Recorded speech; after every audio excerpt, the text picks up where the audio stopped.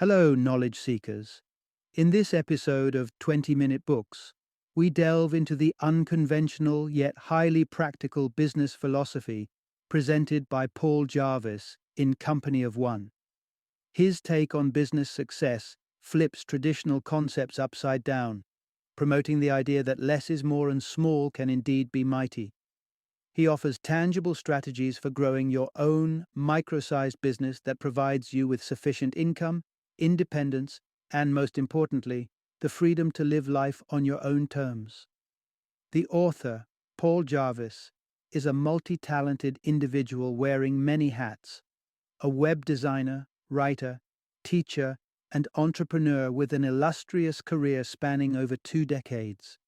His impressive list of clientele includes the likes of Microsoft, Mercedes-Benz, and Warner Music, while his thought-provoking ideas and writings have been published across various prestigious platforms including Wired, Vice, Fast Company, and USA Today.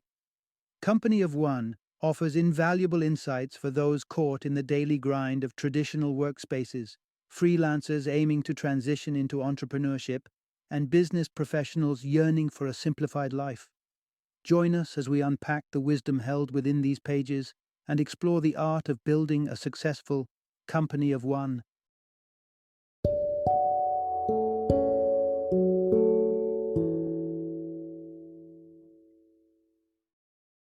A company of one. Why staying small is the next big thing for business. Introduction. Unravel a fresh approach to business triumph. Imagine what it takes to succeed in the world of business. Your mind probably paints a picture of large corporations, groundbreaking products, and influential CEOs. Think Amazon, the iPhone, or Bill Gates. This perspective on success might appear overwhelming, making your chances of launching the next corporate titan, crafting the next hit product, or establishing the next billion-dollar startup appear quite slim. But let's pause for a moment. Does this bigger is better model of success really appeal to you? Is your dream to be consumed by the hunt for profit, new marketplaces, and constant management of expansive organizations? Or would you rather savor the freedom that comes from owning a small business without needing to sacrifice your personal life at the altar of relentless growth? Do you yearn for a life where work takes up only a fraction of your hours, allowing you to spend the rest relishing quality moments with your family, exploring new places, or indulging in your hobbies? If these questions stir a sense of curiosity within you, if the idea of scaling down to achieve success strikes a chord, then this audio experience will resonate with you. Through this journey, you will learn how to transform a side hustle into a profitable and sustainable small-scale enterprise, find a sense of fulfillment in your work, and accomplish all this without the need for substantial financial resources to kickstart your endeavor. Part 1. A fresh approach to business. Embrace balance over boundless growth. In a single word, the ethos of modern capitalism can be summarized as more. You see it in every sector of the economy. Consumers perpetually seeking to acquire more products and services, businesses continuously striving to sell more to increase their profits. The moment one revenue goal is achieved, the bar is raised even higher. Be it $1 million or $10 million, the pursuit is ceaseless. In essence, the appetite is never satiated. Both consumers and businesses are driven by an unquenchable thirst for constant consumption and growth. But, as with any rule, there are exceptions to this paradigm. Echoing the sentiments of consumers attempting to curb their consumption, some businesses are also starting to proclaim, "Enough is enough." Instead of endless expansion, they are veering towards a more balanced, satisfying, and sustainable approach to growth. These unique businesses exercise self-restraint to chase a financial aim that turns the conventional corporate model upside down. The goal? To generate sufficient revenue that allows their owners and employees to secure the comfort, independence, and leisure time they desire in their lives. Centering this aspiration as the focal point of their operations, these businesses revolve around the individuals at their helm, as opposed to the reverse. The individuals become the business's yardstick for measurement, forming a unit of one. Whether it's a single owner-operator, a team of a couple hundred employees, or something in between, these entities deserve a distinct label. Let's call them companies of one. Contrary to conventional business practice, companies of one set strict growth boundaries to maintain their petite structure. Take the example of Sean D'Souza's firm, Psychotactics, a consultancy service provider. His growth ceiling is capped at $500,000 in profit per annum. Even though he could potentially earn more, he deliberately restricts his company to this profit threshold. Why not aim for more? Borrowing a famous phrase from rapper Notorious Big, more money, more problems. In a broader sense, higher profits demand increased production, sales, and customers. This leads to the necessity for more employees, infrastructure, and bureaucracy, resulting in more exhaustion, supervision, and working hours. Consequently, there is less comfort, autonomy, and free time, completely defeating the purpose of a company of one. D'Souza, for instance, would rather spend his time playing with his children or embarking on 3-month vacations. If this resonates with you, establishing a company of one might just be the ideal path for you too. Part 2. Deciphering the difference. A company of one versus traditional small businesses and freelancing. You might be tempted to think of a company of one as simply another term for a small business or a freelancer. However, important distinctions exist between these three forms of self-employment. Typically, if a small business remains small, it's often perceived as having limited success. While some small businesses might be comfortable with this notion, many aspire to expand their operations, increase their profits, and achieve greater success, aligned with the bigger is better philosophy. Presented with opportunities to scale, many small businesses would jump at the chance. In contrast, a company of one, having already reached its growth limits, would decline such opportunities. Staying small isn't a sign of failure for these companies. It's integral to their definition of success, attaining and maintaining a self-determined level of income. However, one key similarity connects a small business and a company of one. Both are profit-oriented. They invest a certain amount of time or money into their operations, expecting a return on investment if all goes well. Often, this involves an initial labor investment. For a company of one, this could mean creating a t-shirt design, developing software, or creating an online course. Once the products are complete, the company starts earning without having to invest significantly more effort, particularly true for digital products that can be replicated with minimal additional labor. On the other hand, a freelancer's income typically ceases the moment she stops working. She's paid either per hour or per piece of work, each necessitating a certain amount of time. Essentially, for a freelancer, time equals money, and money requires time. Unlike a company of one, a freelancer usually can't continue profiting from her work once it's completed. Consider a freelance web designer. She can't design a single website and sell it to multiple buyers. The transaction with her client is a one-off. Once completed, she moves on to the next client or project.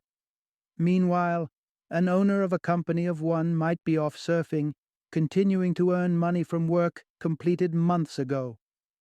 While freelancing vastly differs from running a company of one, it can be an effective stepping stone towards the latter, as we'll explore in the following segment. Part 3. Start with a side gig. Launch your company of one without quitting your day job. From here on, we'll explore the journey of establishing a company of one, dissecting the process step by step. As we move along, we'll also delve into the distinct features, goals, and strategies that characterize a successful company of one. The first step may surprise you. It's about not taking a particular action. Don't quit your day job.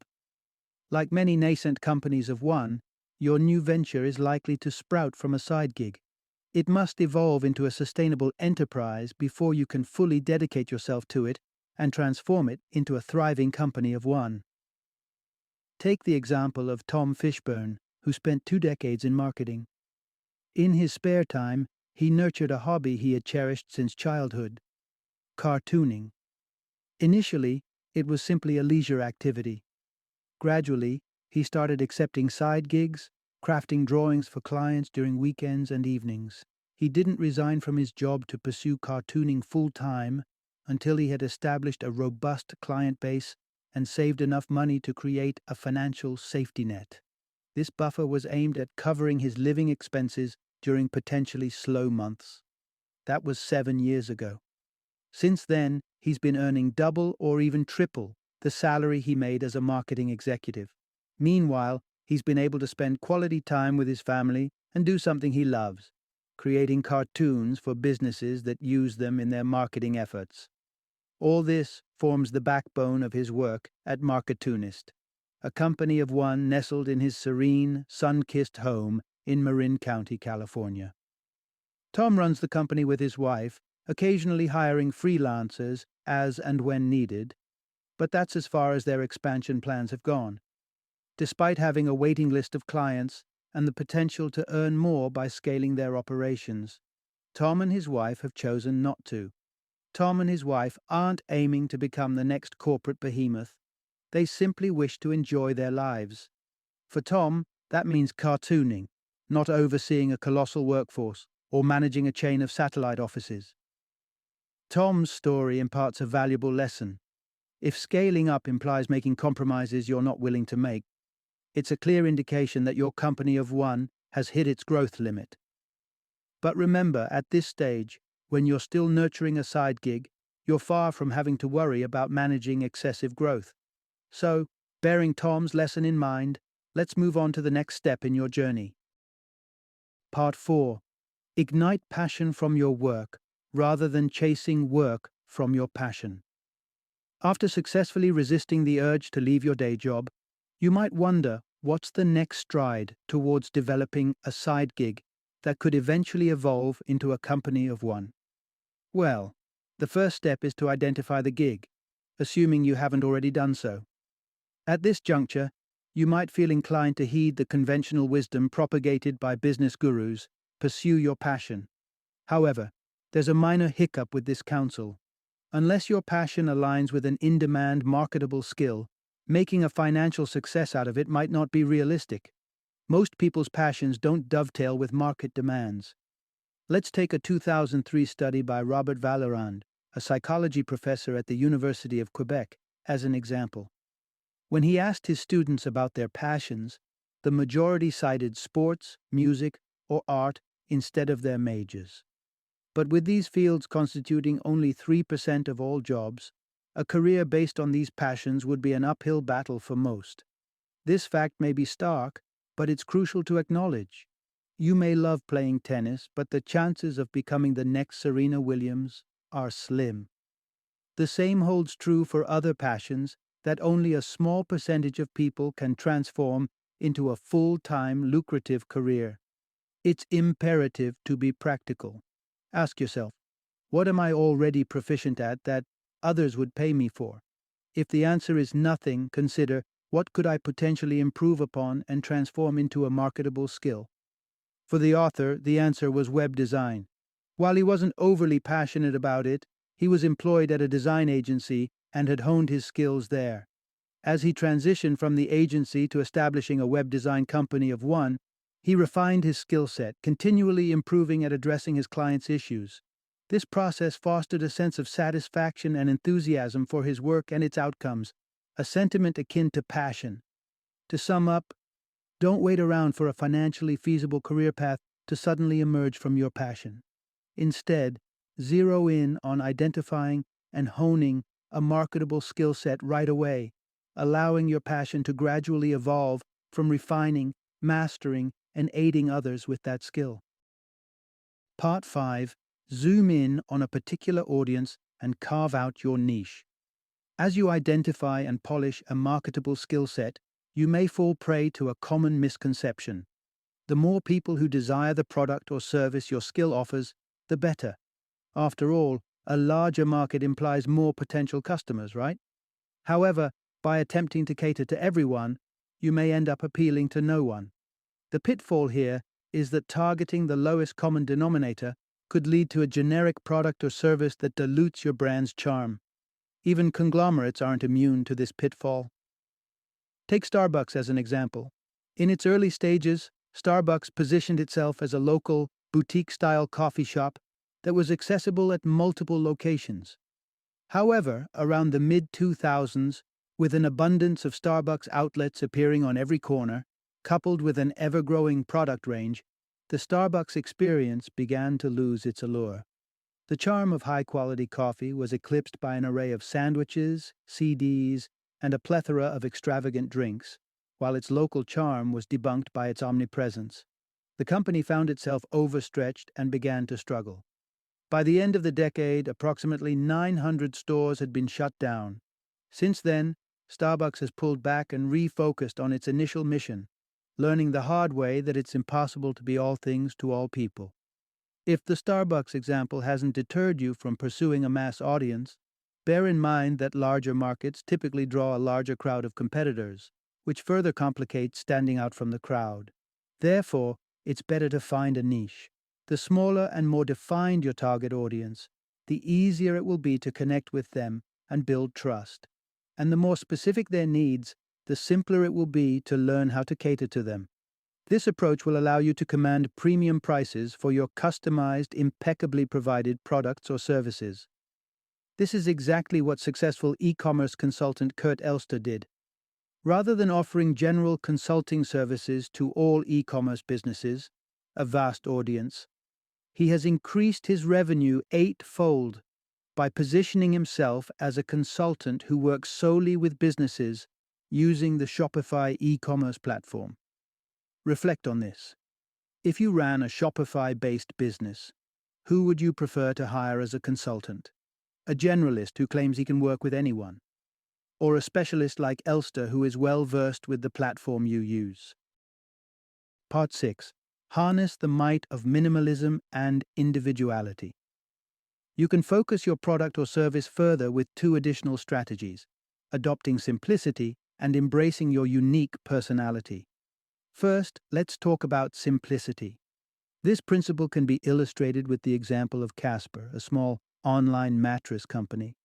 The mattress industry is far from unique, so what makes Casper stand out? Casper has chosen a specific audience: younger people seeking better sleep quality, but without the hassle of shopping in brick-and-mortar stores. Moreover, while their competitors confuse customers with numerous options, Casper offers just 3 types of mattresses.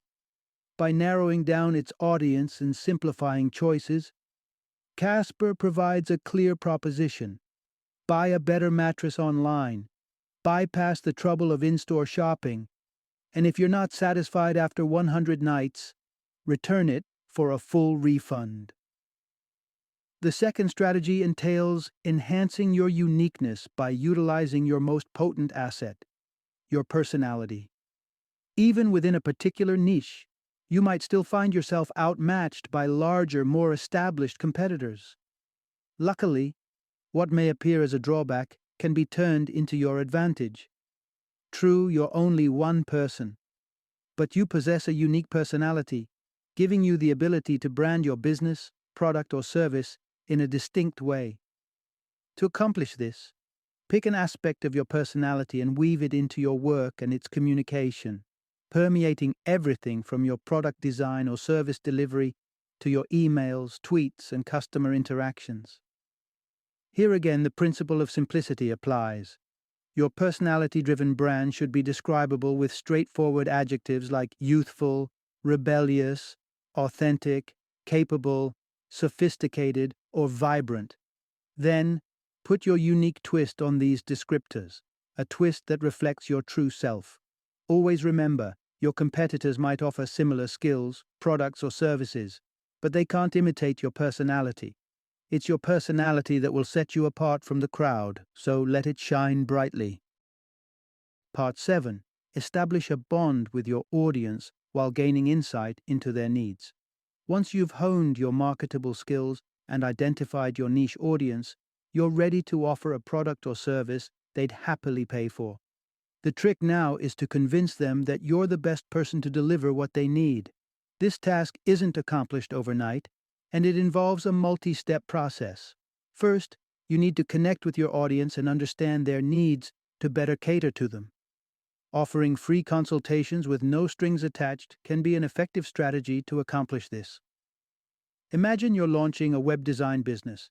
You'd begin by identifying individuals in need of a web designer or those who have recently hired one. Engaging them in conversations about their experiences can provide invaluable insights. You'd learn about their search methods, hiring criteria, objectives, negative experiences, and questions about the web design process. Responding to these queries allows you to position yourself not just as a consultant, but as a trusted expert in your field, someone whose knowledge and expertise others can lean on.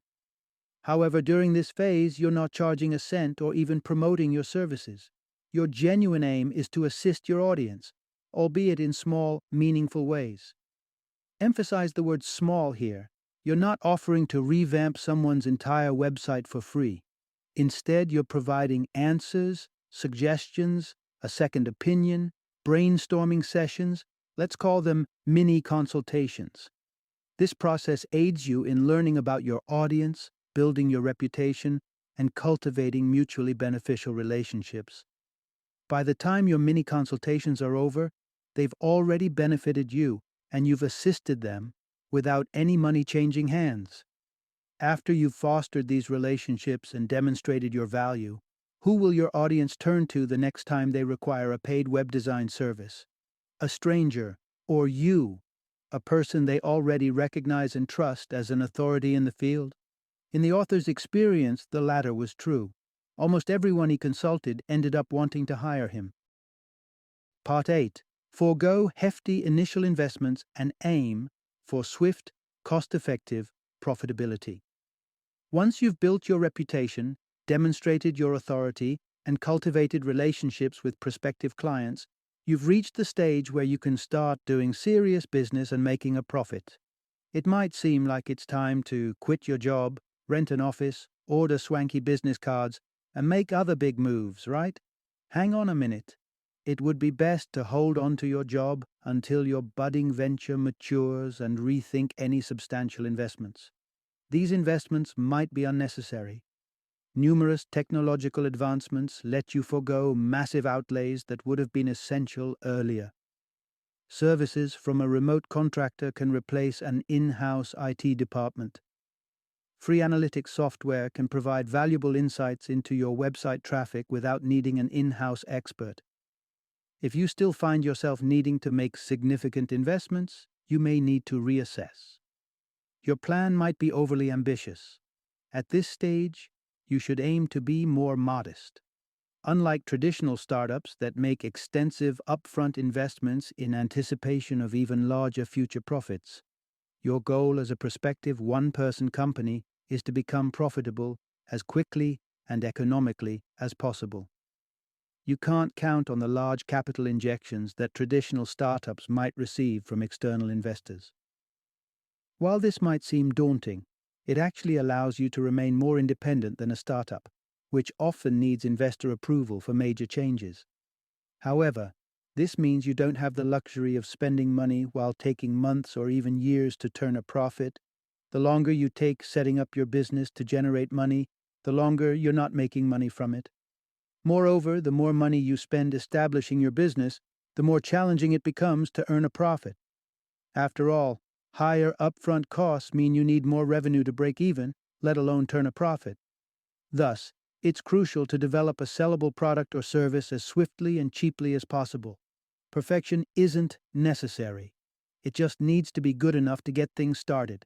Once you set the ball rolling, your business can grow gradually, leading to a snowball effect. Let's explore this in the next section. Part 9. Let your business grow organically, making investments as necessary. At the start, your product or service offering will likely be humble, a handful of clients, a few projects, or a limited product run. However, these few clients or projects can lead to more, triggering a chain reaction or a snowball effect. Consider the example of Alexandra Franzen, who transitioned from a career in radio broadcasting to become a professional writer. Success didn't come overnight. Initially, she only landed 3 projects, but each project led to another, as her initial clients rehired her or referred her to new ones. Fast forward to today, and she has a client and project backlog that extends nearly a year. A similar progression occurred when Jeff Sheldon founded Ugmonk, a small but successful clothing company. He kickstarted the brand with a $2,000 loan, creating 4 t-shirt designs and a limited run of 200 shirts, which sold out quickly. The success of this initial run resulted in successive production runs, enabling him to repay his loan and turn a profit almost immediately. He continued to support himself with his regular job income while reinvesting the profits back into the company, allowing him to fund further production without any additional outlays. For the first 2 years, Sheldon ran Ugmonk from his apartment. Only when the business outgrew his living space did he invest in a warehouse. This instance underlines an important point. It's okay to make larger investments in your one-person business, but only when necessary and at the right time. Rather than trying to predict and invest in every potential future need, add new tools, infrastructure, software, contractors, etc., as your business's needs evolve and your revenue allows. However, remember, as a one-person company with deliberately limited operations and profit level, you'll need to handle many of your business's needs independently. Unlike a larger company, you can't delegate tasks like marketing or customer service to dedicated departments. You'll need to become a multi-skilled entrepreneur, handling the majority of these tasks yourself. Part 10. Emphasize customer service and strive for customer loyalty. As you embark on the journey of creating a one-person company, your competitive edge lies in the petite size of your operation. This size allows for a personal touch with your clients and a focus on offering them exceptional customer service. As your business develops, you might feel inclined to scale back this personalized attention and service. But this could be risky. The personal touch makes your company likable, and it could be challenging to persuade people to keep doing business with you if they stop finding you personable. Customer service is a pivotal aspect of success in the current economic landscape. According to a study by Harris Interactive, a market research firm, 90% of Americans are willing to spend more on businesses offering stellar customer service. Furthermore, nearly 79% have avoided making a purchase due to poor service. Big companies also risk losing customers because of a lack of personal touch and customer service. However, many of them resort to a churn and burn customer strategy, acquiring as many new customers as possible, making quick profits, and replacing those who leave due to dissatisfaction. Ethics aside, this strategy is unsuitable for a one-person company. When operating on a tight budget, customer retention becomes crucial. E-consultancy and responses have found it can cost 5 times more to acquire a new customer than retain an existing one. Additionally, there are opportunity costs associated with losing customers. A study conducted by the White House Office of Consumer Affairs states that loyal customers, on average, are worth 10 times the value of their initial purchase through subsequent purchases. Lastly, the happier your customers are, the more likely they are to refer you to others. Word-of-mouth referrals are the top way small businesses acquire new customers, according to a study by Verizon and Small Business Trends. These referrals can even be 5 times more effective than paid online advertisements when it comes to driving sales. So, cherish your company's small scale and continue treating your customers as friends. They are your potential allies and are likely to reciprocate your efforts. Final summary. A company of one is a deliberately small business venture designed to provide a sustainable income, significant independence, and a balanced work-life experience to its owner. Beginning with freelancing can pave the way for launching such a venture. The key to building a successful company of one lies in harnessing a valuable skill set, targeting a specific audience, fostering beneficial relationships, embracing simplicity, showcasing your personality, utilizing technology, and delivering excellent customer service.